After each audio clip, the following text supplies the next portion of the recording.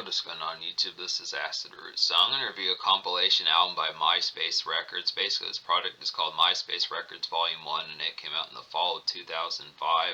So the thing about this particular product is this is just a showing of like some hit bands and things like that from like the Myspace era, particularly in their earlier days from like 2004, 2005 as far as those pitches going to happen. Now a lot of these came out on albums as these artists started to manifest, like folks in particular like Hollywood Undead and Tila Tequila did not drop products in retail format to like 2007, 2008 even. In some cases, some of these albums from some of these folks on here, like some of these folks like New Year's Day wouldn't put out ones until like 2007. AFI was 2006, some of those type pitches. So it's just kind of the concept of this is kind of a head start and a jump start, unlike the concept of initially getting some products of some songs that was like some upcoming talent, which is pretty boisterous to kind of get that. I definitely feel like it's notable within that pitch, kind of like a rock version of like a mixtape, which is kind of like an appetizer for things on the way, but it's within the pitch. I mean, most of the songs on this project are pretty heavy hitting within the tone behind it. There's a lot of good gems on here. But the aspect about it that's kind of the negative about this product is these are not exclusive. So this is kind of the concept now. MySpace was notorious for having songs that would not show up on albums that were secret songs. Some of these are kind of floating around on YouTube, like things by like the Millionaires or Tila Tequila, Deuce or Hollywood Undead, some of those type of folks, other folks like that. I'd have to say just within the tone behind it, but you look after just within the tone that it is within the pitch. Like apart from Tila Tequila and maybe like a couple others, which I'll note upon this particular album, the lack of exclusives on here does somewhat damage the project, because nowadays, obviously 19, 20 years later, it's just within the pitch that you can just pick up some of these artist studio albums that have these songs on here. But it is a good all-star compilation. It's good. Now, normally, I'll go ahead and say what I'm going to recommend on here. Out of 17 songs in here, I wound up recommending 12. So normally that would get probably about an 8.5 or 8.75, somewhere in there. I'd say a 14 out of 17 would be a 10 out of 10. 13 out of 17 would be like a 9.25. So 12 out of 17 would be like an 8.75, something like that. But within the pitch, I'll just go ahead and score the album. Now, considering that there's not any singles off this project, I'll just go ahead and score it now. I will talk about these, but just within the pitch. So 12 out of 17 would normally, like I was saying, be an 8.75, but within the pitch, because there's really only about 3 exclusive songs, which would be basically the AFI song Rabbits or Roadkill on Route 37 is a relative exclusive song, considering that that's not on their 2006 album December Underground, so that's like a secret treat on here. Tila Tequila really didn't drop a studio album, she dropped some EPs, so her song Straight Up is a secret treat on here. And like the Fall Out Boy song, Nobody Puts Baby in the Corner acoustic, is a secret treat on here. Now that original song is on From Under the Cork Tree from their 2005 album, but the acoustic version is kind of an exclusive as far as those pitch can happen. To my knowledge, I don't think that the acoustic version of that song came out on any other product. So it's at least in good tones for some of that type fare, but I definitely think there should have been more folks within that relative type pitch on here. I know some of these folks probably had just the concept of a lot of these folks having these songs off their albums just within the fair as to how some of that type of stuff happened. I know that probably the All-American Rejects had a spare song. I mean, Weezer was a little bit more established considering that they had been around since the 90s, but I think some of these folks possibly I think some of these folks probably should have done what Fall Out Boy did and just give them like an acoustic or a secret B-side, something like that, one of those type tones, just a scrap song or something within that relative type fare sense, just the stuff within the pitch. Now another kind of somewhat secret song on here would be the New Year's Day song Ready Aim Misfire, considering that their debut they did drop. New Year's Day used to be on TVT Records, which was kind of Lil Jon's label or something similar to that within that relative fashion. He was affiliated with it, but looking after it, New Year's Day had like a 2006 EP that came out that's very hard to track down. I was going to review that back in the day, but I wasn't able to find it. And then they dropped like a 2007 album that's relatively tricky to find as well. So I'm not sure which particular album Ready Aim Misfire is on. It might be on both, but I look after it. It's kind of a secret song if you're not willing to, especially if you're having difficulty finding it, because New Year's Day is pretty difficult just because the name of that band, New Year's Day, just implies like the actual day, first day of the year. New Year's Day was just within the pitch. Their music's a little bit tricky, especially their earlier stuff from like the MySpace days, so it would be a good appetite to just get this project to at least get one of their songs, but it's just within the tone. At least 3.5 exclusives on here as far as those pitches can happen. So I'll go ahead and recommend the songs that I recommend on here so you know what I'm talking about. So the 12 songs I recommend would be AFI's Rabbits or Roadkill on Route 37, Weezer's We Are All on Drugs, Hollywood Undead's Number 5, the All-American Rejects Stab My Back, Dashboard Confessionals Hands Down, Plain White Tees Take Me Away, New Year's Day's Ready Aim Misfire, The Click Five's Angel to You, Waking Ashlands, I Am For You, Tila Tequila's Straight Up, Fall Out Boy's Nobody Puts Baby in the Corner Acoustic, and Socratic's Lunch for the Sky. So just to talk about some of these, so probably one of the best songs on here and definitely an immediate one to go for in terms of the exclusive. Now I realize that Tila Tequila gets a lot of flack, but her song is pretty excellent on here. Because a lot of this album is pretty much in commerce. One thing about Myspace, if you don't know Myspace from back in the 2004, 2005, mid-2000s, late 2000s days, is a lot of it. There were plenty of emo bands trying to get on the come up on MySpace back in those particular days. A lot of Fall Out Boy clones, a lot of New Year's Day clones, a lot of My Chemical Romance clones, some of those type pitches. Definitely it was just kind of the appeal. A lot of Nickelback clones just within some of those type fares. Excellent type pitch, kind of get a lot of that, but the tone about it was a lot of kind of simmering skies, kind of orange skies, 4 o'clock, 6 o'clock p.m., kind of autumn dredge as far as those pitches can happen. There is a lot of that on this particular product. It's pretty much, there's just a certain degree of wanderlust on this particular product. It's the commerce of this dredgy kind of afternoons and evenings as far as cruising around and just that relief of just got done with work or class, some of those type fares, just the embrace.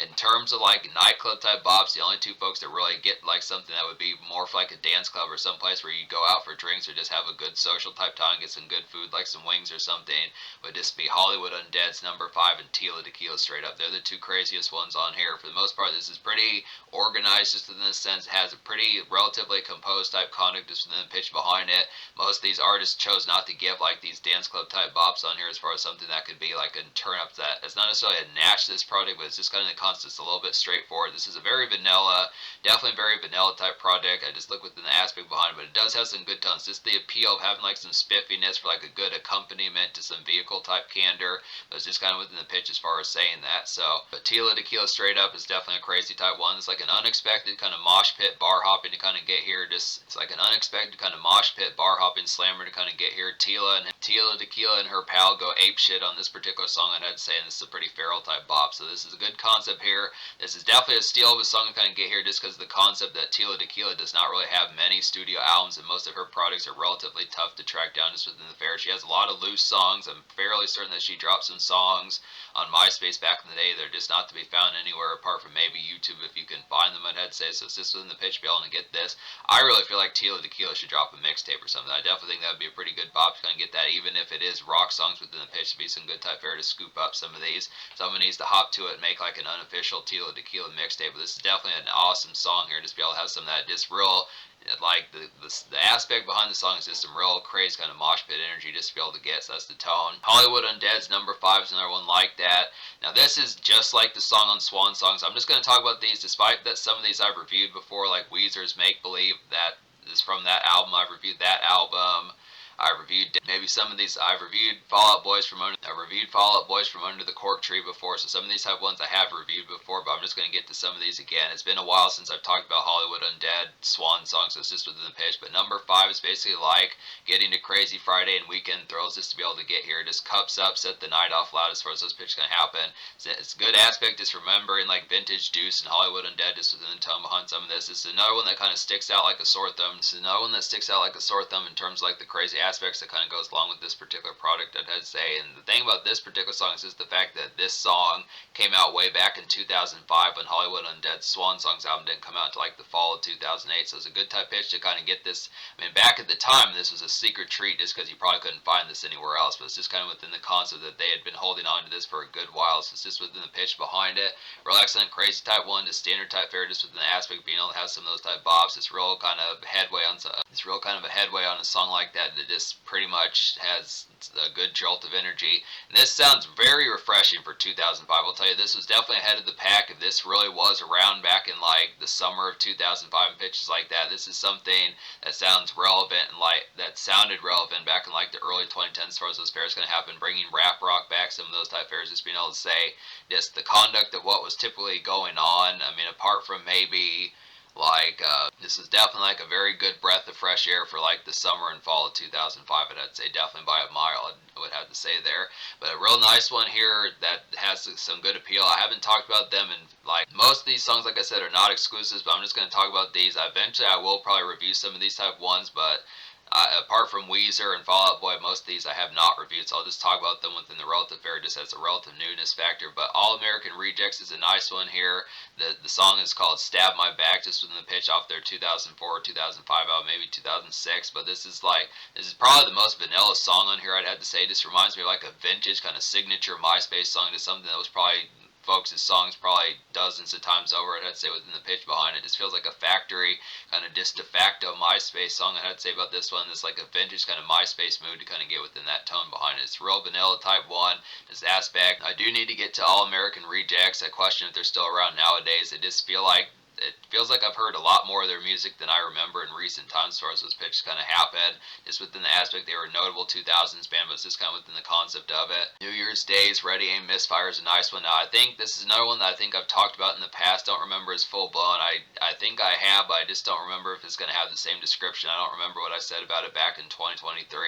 But it's just within the pitch. It's like a peppy but dredgy kind of evening set out to kind of get here. Just some usual day romp with like it's like a usual kind of day romp here to kind of get just a wanderlust kind of hit. It's like a usual day romp to kind of get here and like a wanderlust hit to kind of have. Yeah, New Year's Day's Ready Aim Misfire is just like the female version of something that Blink-182 or Fall Out Boy, one of those type folks would kind of do in particular. Just in good, nice, punkish type bop to kind of get with like that usual kind of evening glaze about it.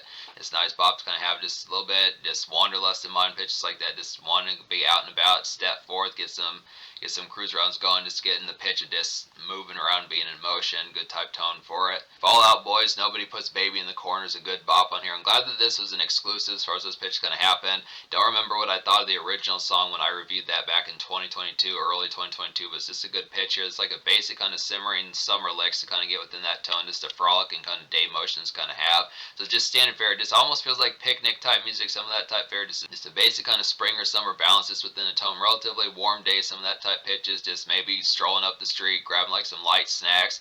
Probably not like so much of like, full blown barbecue sauce everywhere, just full blown appetite kind of gourmet meal, but just something like a relative, just kind of more light lick frolic type within it's more light lick kind of frolic type just within the aspect of how that particular kind of goes. This is actually an acoustic song that's not quite as dredgy, just within the tone behind it. It's kind of an aspect, I mean, it's a song that feels pleasant within the pitch behind it, I have to say, so it's a good type tone for that. So a new band that I discovered just within the pitch, I'm going to have to look into these folks, is Socratic and their hit song Lunch. And Socratic's hit song Lunch for the Sky is a pretty good bop on here. It's like a beleaguered kind of makeshift rainy day pep to kind of get within that tone. It's some good Monday radio grabs to kind of get within that aspect, and it's a pretty shabby song, but I do like the aspect behind it. It's not shabby within the quality, but just the aspect is kind of a day. It's a ruffle type day. It's kind of a little bit maybe annoyed, bothered, pitches like that. Just the concept of just having like that usual makeshift, just reporting to work, some of that type fare, just getting tasks done just within the pitch behind it. It's kind of maybe things kind of ruffled, just kind of not so much son of a bitch type music where you're raging, pitches like that, rage quit type mode, but just more son of a gun, just like, damn and drat, some of that type fare, just in the pitch behind it. It's more standard type commotion. It's kind of the pitch behind that relative type altitude, but it's a good, nice one kind of have for like that relative makeshift grab here. And the thing about Socratic that had me interested is just the fact that the cat that found them and hosted them on their label, as far as those pitches kind of happen, Socratic was executive produced by Mark Hoppus of Blink-182, so it's a good type pitch, kind of similar to what Fall Out Boy kind of did with like Panic at the Disco and some of those type of folks. They kind of found some folks in particular, so some good type tones that some of these artists were able to find other ones, like with rappers. I like when that sort of thing happens, so it's a good type tone. Plain White Tees Take Me Away is a good gem to kind of get here. This is pretty similar to like the New Year's Day song. It's like a task just finished, kind of feeling adventurous, kind of wanderlust to kind of get here, and just some summery glaze kind of have within that pitch behind it. So there's just some ones, like I was saying, this is a pretty straightforward, just MySpace type mood and mode as far as that particular going to go. Just songs like Papa Roach, Alien Ant Farm, just stuff that like the new metal folks were doing, just in a more punkish type sense and emo type sense. That I'd say it's basically like the fare of it as far as that would kind of go along with it. Dashboard Confessional is another one of these particular type ones. The hands down song is like a peppy kind of ready to snap to things, just aspect of this particular song. Just grab supplies and engage type song to kind of get within that tone, just an engage jig to kind of get here. It's an aspect. I mean, normally what I remember from Dashboard Confessional when I reviewed them in 2023, they just had like some morning type music. They did seem a little bit more morning bound, just within the pitch of like the Spider-Man song that they did for the Spider-Man soundtrack. Just felt like a song you'd listen to when the dew was still on the grass and the fog mist in the morning was kind of out in pitches like that. Just a hop to it, just kind of some blue collar kind of Target embrace. It just going to Starbucks, getting a coffee, and then heading to work, some of that type fare. I just look after the aspect. This is another type one that has that relative type tone behind it. It's relatively just kind of gets you in motion, just up and at 'em as far as that particular kind of goes. But I look after the concept. It does feel like a song where you can grab some supplies. Just the concept of picking up a box of beer for later, some of that type pitch. Just an engaging type song to kind of hustle to it. It's kind of a rock version of like a hustle song within a sense. Weezer's We Are All on Drugs. I kind of forgot about this song. It's been a while since I reviewed it back in the fall of 2022, but this is a good aspect here. It's like a summer evening kind of romping to kind of get within that tone. Typical romping type fare, like known for Weezer, just within their pitches. They're pretty good at these. It's like a mild emo 10 I'd have to say about this one from Weezer. Just the aspect that I feel like the Make Believe album from 2005 did have some emo edges towards it. It's kind of an aspect of them showing up on this particular product when most of this is kind of alternative, almost Hot Topic, just kind of more punkish, kind of within the aspect of like really taking affluence from Fall Out Boy and Blink-182 and like Good Charlotte, just pitches like that, just the after effects of the amalgamation of how that particular spawned things throughout the early 2000s. Just some good type fare, and Weezer was a part of that, so that's a pretty good aspect for that. That's some pretty good aspects for that fare, and this like some breathy dredge about this particular song. So it's just the concept. It kind of feels like, when I say breathy, I just mean kind of an airy type song. This feels a lot of this like cloudy kind of ambience about it, just with the pitch and delivery of the vocals as far as that particular kind of goes along with it. Just a little, it's real cloudy type fare just in the pitch, but it is kind of some dredginess.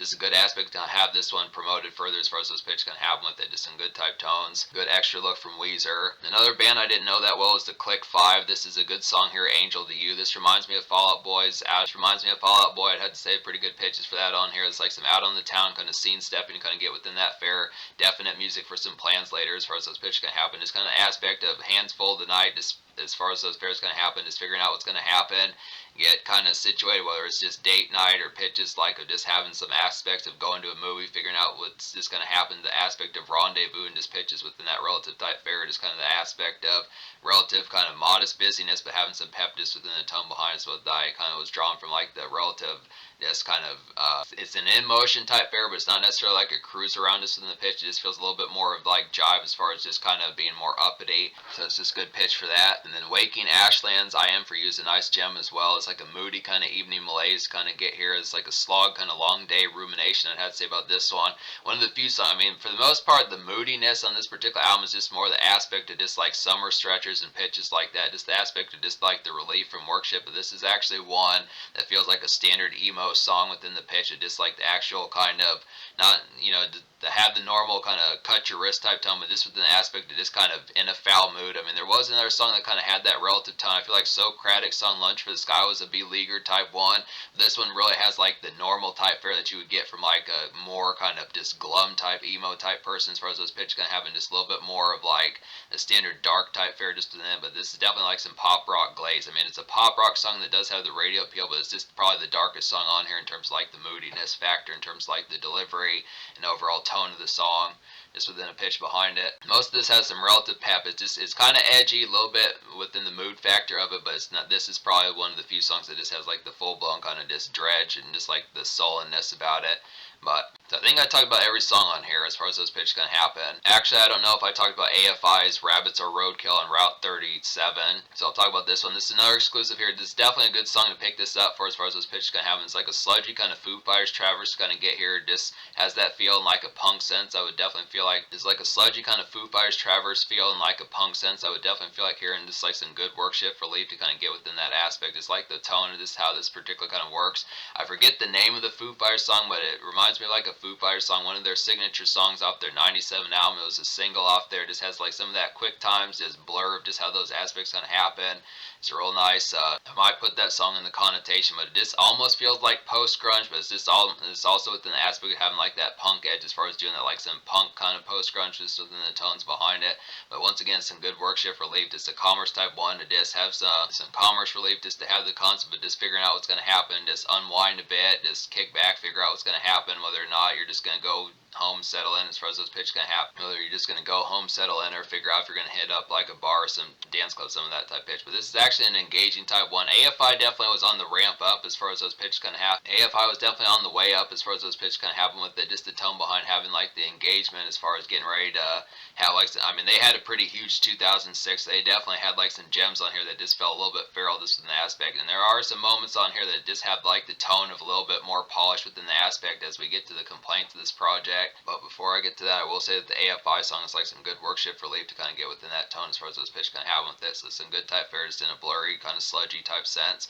The aspect behind these songs, to talk about the complaints about this project, just the fact that some of these towards the end were kind of less notable type ones that just felt like more slag type ones that just didn't have as much notability, I had to say. The thing with Myspace is the fact that there were probably thousands upon thousands of bands, and the aspect behind picking a lot of these, it's not to say that these are not notable type ones, it's just within the pitch that the aspect just doesn't have as much, like I just think the distinction is just lower on some of these particular ones towards the end.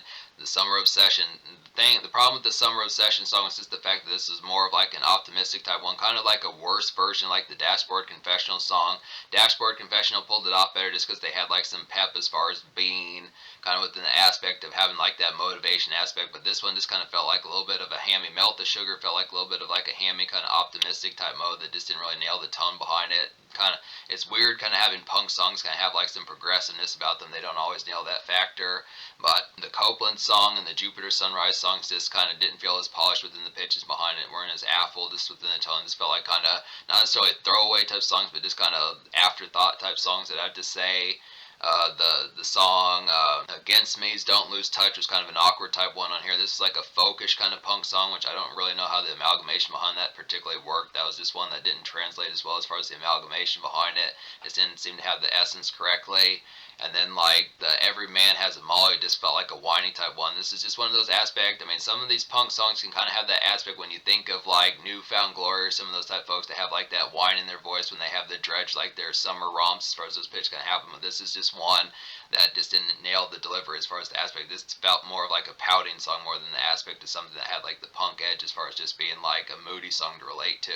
Just within the tone. That's just the thing about it. So the score I'm going to give this album, me recommending 12 out of 17, despite the fact that there's really only 3.5 or 4 exclusives to this project, at least relative exclusives within the pitch. I mean, I think at least 3 songs are exclusive, but then the New Year's Day song has a relativeness just because the album's tough to track down. So I'd say I'm going to give this album 12 out of 17 with 4 exclusives. I'll probably give this album like a 7.25 out of 10. Now, normally, like I said, it would get like an 8.75 out of 10 if I had recommended that many, but it's just kind of within the concept that there's just not enough exclusives on here. And I think the aspect they wanted to pick the singles to promote the bands, but it's just kind of the concept. I mean, these were exclusive for the time, considering that some of these didn't come out till like a year or 2 or 3 even later, but it's just within the pitch that I think they probably should have added like some other songs just to be able to have like something that could be like a nice treat that you wouldn't be able to find elsewhere. Maybe they would have done it nowadays in retrospect, but it's just kind of within the tone. There's just not many warranties if you're a fan of some of these bands to pick up this project. I mean, basically the reason why I would recommend you would buy this nowadays 20 years later is just for basically the reason why I would recommend you buy this 20 years later would just be for the Tila Tequila song, the AFI song, and then probably like the New Year's Day song, and then like the Fall Out Boy song just within the pitch behind it. But these are good songs within the pitch. In terms of like a full-blown knockout, I'd probably say the Tila Tequila song is the closest thing to that. AFI is relatively good. That's like an 8.5, 8. Yeah, about 8.5 type quality song, I'd say within the pitch. Fall Out Boy is about the same thing. And New Year's Day is pretty excellent type one, but it's just within the pitch as far as that particular kind of goes. That it's just this album is good, has the quality on here. These songs are definitely good within the taste. If you have not, it's kind of like buying a movie soundtrack where you know most of these songs and you own the albums already that some of these songs are on. It just kind of feels like a draw, kind of one of those pitches where it just doesn't feel the effectiveness of it is just kind of taken down a few pegs just because the concept of it doesn't have something that is really the reason why you're buying this. I think probably the Tila Tequila reason. So probably I think the Tila Tequila song stands out as like the glowing reason as to why you'd fuck with this for the most part, and minus like a couple other exclusives. That's the thing. With the social score, I will give the social score like probably like an 8.5, or I think I'll give the social score like an 8.25 out of 10 because it did have a good aspect to like some social vibes about it. There's definitely some great makeshift on here. It's pretty good commerce type projects and good go arounds kind of have with your pals, pitches like that. It's kind of the makeshift dredge stuck in traffic, some of that type fare, the good concept, but just like that dredgy type aspect, some good tones for like, there's a couple turn up type songs with Tila Tequila and Hollywood Undead. Weezer kind of has a relative turn-up type song within the sense of just like that kind of evening slag. AFI has some good busy type commerce. There's some pitches like that on here. Some summer frolic, some of these type moments. Just standard fare, just like the punk palette as far as those particular things that happen with it. But I do feel like this album lacks like a dynamite smash, probably something that would have sold this particular album. Lacks the exclusives, just pitches like that. Just needed more turn-up type moments to some of that type fare. It this is an in-motion type project, which works for the most part, but once you're tired of being in motion, you want to get to your destination. Doesn't have as much for something to kind of settle in and figure out what you're going to do after that. It's just more kind of the allure of wanderlust, but not really delivering upon what happens once you complete that hunger. So this kind of thing. So 8.25 social. But in terms of the future, like, the unfortunate thing is Myspace Records is defunct. It's been, Myspace as a website has been mostly out of business. I mean, the website's still around, but there's not much really going on with it, and I probably never will as far as this pitch can happen. But I just look within the tone. Good, nice treat to kind of get here. It did have some gems within a relative aspect. Has enough to be able to say that it's warrants some degree of a purchase, but you just have to understand it's a little bit half-baked nowadays compared to the Venom it had years ago. But there is some stuff on here. It's just within the tone that's just not terribly lively within the pitch, but it is some good commotion for it is some good commotion for cruise arounds and like that evening dredge and makeshift within that relative tone.